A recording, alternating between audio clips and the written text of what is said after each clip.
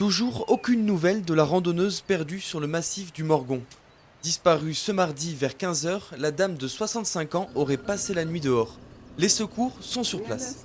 Notre inquiétude évidemment c'est par rapport à son état de santé, qu'elle puisse passer la nuit dans de bonnes conditions et qu'on puisse se rapprocher d'elle pour la retrouver saine et sauve.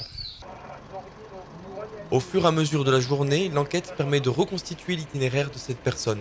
Originaire de l'Ain, elle a fait l'ascension du pic du Morgon avec 4 de ses amis. Sur la descente, que cette personne a pris un peu plus d'avance par rapport à son groupe d'amis et qui a été perdue par ici près d'une bergerie. Déjà 19 heures que la personne a disparu et les gendarmes reviennent de leur patrouille les mains vides. Celui-là, là, on a fait tous les petits sentiers là-dedans. Là. Là,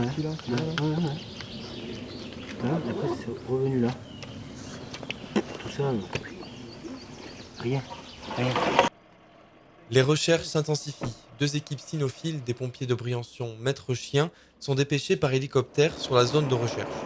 Alors voilà, pour ne pas fatiguer les chiens jusqu'à la montée, puisque le but c'est de les utiliser au maximum dans la recherche, on va les monter en hélicoptère jusqu'au pic pour les déposer au dernier lieu où on l'a vu, pour partir, on va dire, du point initial, pour permettre de partir et de rechercher cette personne.